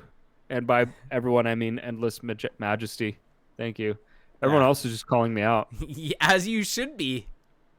I mean, maybe I embellished that a little bit. You definitely did. Maybe I did the head jerk that NHL players are known for to draw the call. Did you get high stick there? Is that what happened? Yeah, I got high sticked by all right. our rival podcast. Last pick and then we'll sign off. Wow. What? You said 16. Oh, I said okay, we'll keep going. I don't care. I got I just want to know if the Rangers traded, but okay, we'll make it to 16 then. I said 15 technically. I don't care. It's funny. The older I get, the younger these guys look. I remember when I first started watching the draft as like a high school kid, I thought, They oh, look these so guys are old. they look so old. And now I'm like, oh God, I'm in the fast track here to age. Almost 30. Yeah. DB Lowry said, or just sent me some, or tagged us on Twitter saying, replying to Steven's tweet saying, Mason McTavish said he looks up to Ryan Getzlaf, always admired his game. Bo Horvat has also been mentioned as a comparable, says that he is more comfortable at center. McTavish also said the two other who he's focused on are Braden Shen, and Ryan O'Reilly. Yeah, I mean, that's what everyone says. So, yeah. Yeah. Shout out, though, DB, for getting us the tag there. Yeah, thank you for that, DB. You know we're always chasing clout, so. Well, it's also helpful for us as we're doing this. Yeah, no, I know that's what it's actually about. Yeah, like as we're doing this, it's much easier. Oh, we got a trade. Oh, we did? We did? Yep. Is it of consequence? No, it's just picks. Oh, that's not fun. So far. Detroit moving up to 15. Oh, 23 to 15. It's got to be for Wallstedt. Trade! Edmondson and Wallstedt is just such a boring. They love their Swedes. Well, yeah, it's worked out for them. May I remind you of Nicholas Lidstrom? Henrik Zetterberg. Yeah, Tomas Holmstrom. Go down the list. What's his Valtteri name? Filppula. Johan Franzen. Yeah. Again, I miss the Red Wings being good. I do not. Well, yeah, you don't. Actually, don't. I probably shouldn't either because now they're in the Canadiens division. Yeah. But they're a fun franchise. What? I enjoyed them more than the Blackhawks, and that was before all of the all of the shit that's come out this summer. So yeah, well, they just got Nedeljkovic though, so does it make sense for them to get a goalie here? Yeah, because Nedeljkovic is like Go and get Pastioff here. Go and get go and get someone. Go and get Svechkov. They go Svechkov here. They need an unheralded Russian center. It's been a while. They need that Russian. They need that Russian. I'm partial to Russian players. Everyone knows this. We do?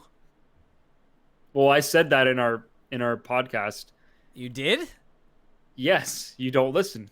No. I'm in it. I don't listen. No. Gabe Green-Lee saying Bob Murray needs to be doused in barbecue sauce and fed to a pack of wild turkeys. That sounds like a horrible death. It sounds very painful. Wild turkeys are vicious. Would wild turkeys like barbecue sauce? They'll eat anything. Doesn't matter. Does barbecue sauce entice them though more?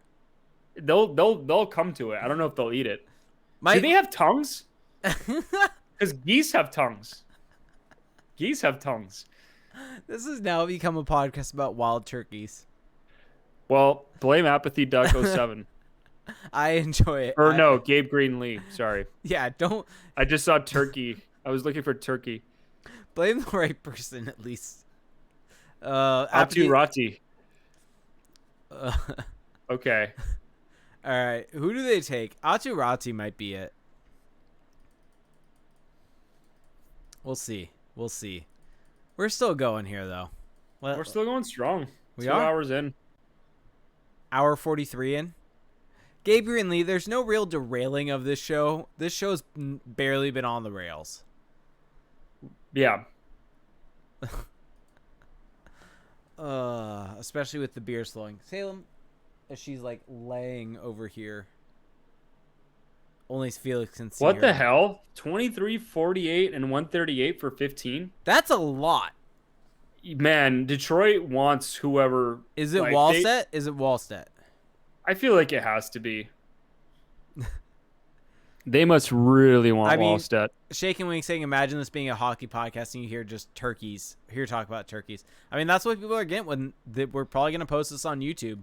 2 hours on YouTube. Mm-hmm. Enjoy, folks. Enjoy.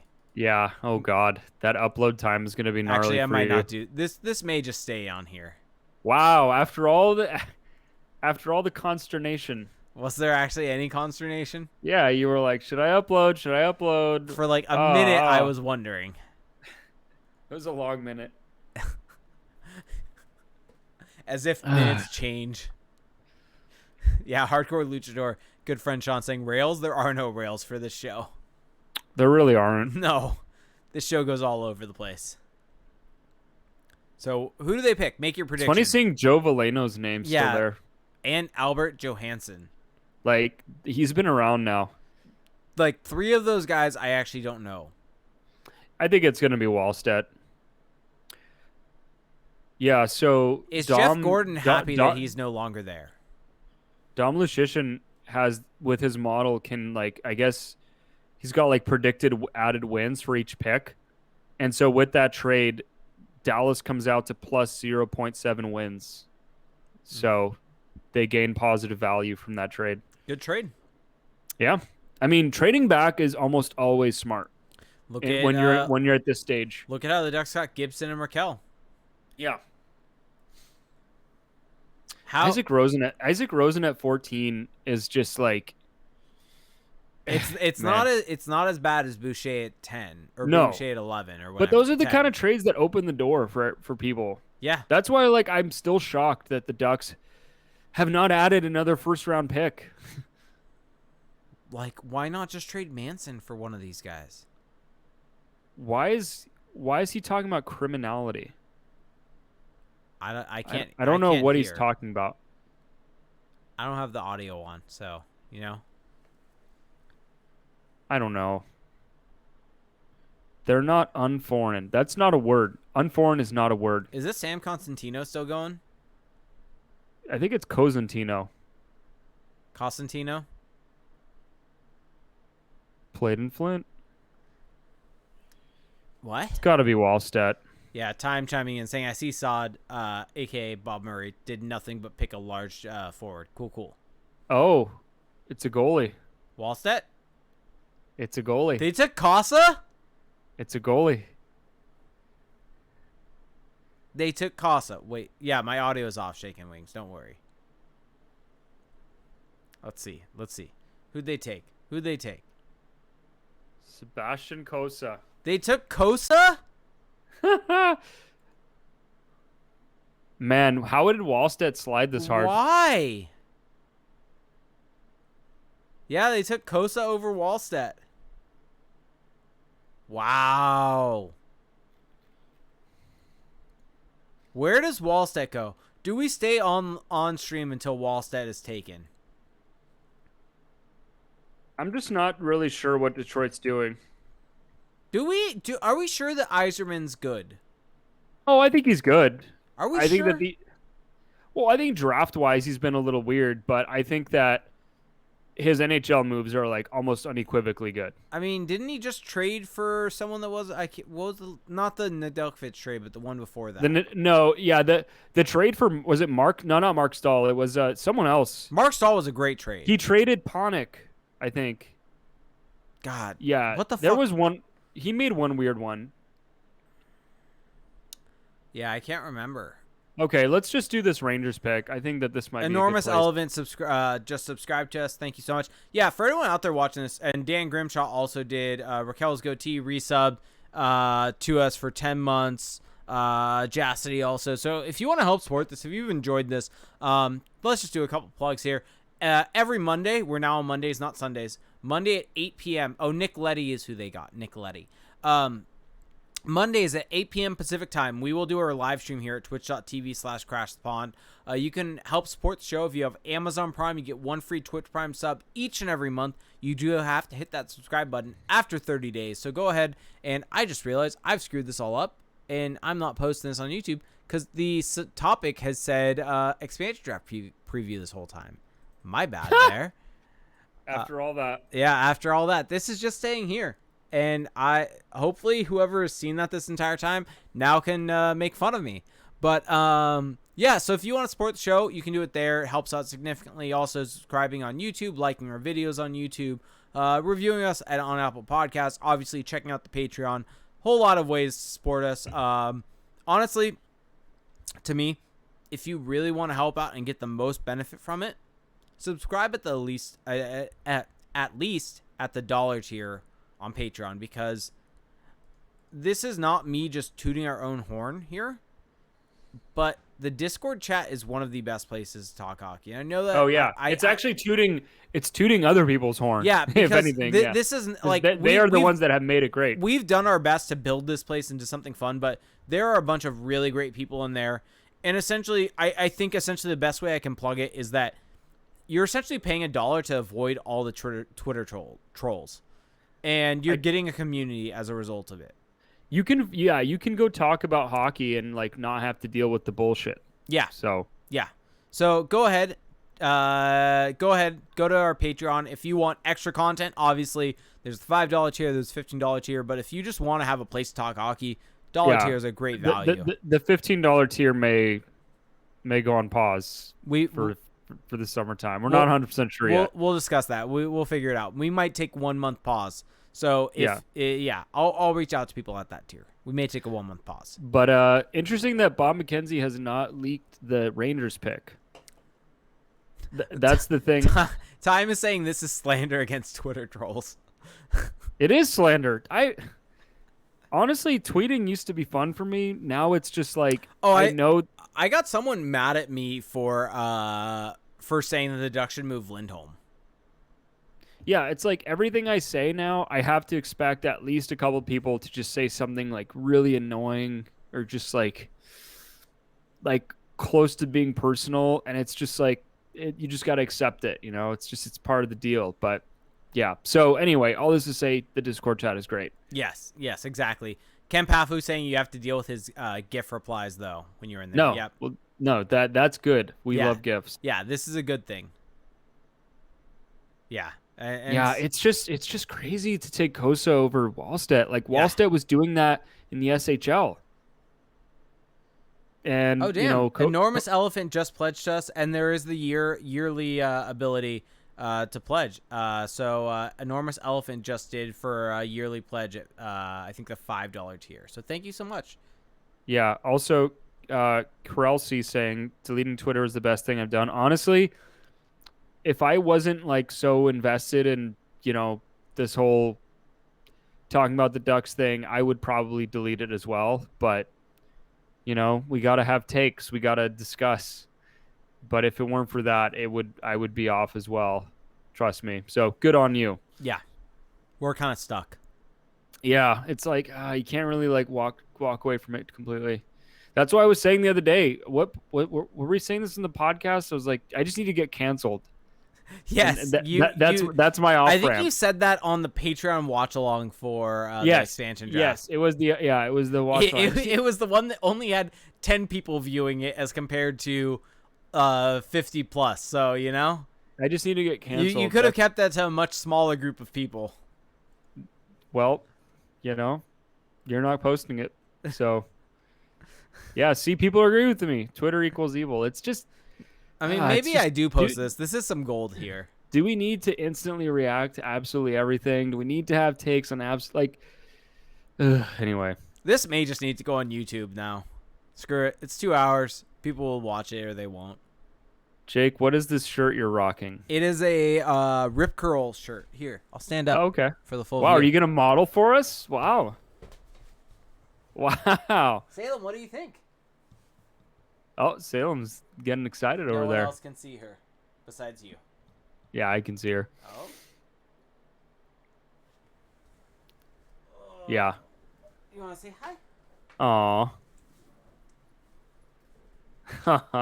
Hey, look at that. She's not immediately jumping out of your arms. Hey. Aw. We love that. Wow, this is the longest I've ever seen her stay with you. What? I am racist against Swedes. Yes, cancel me.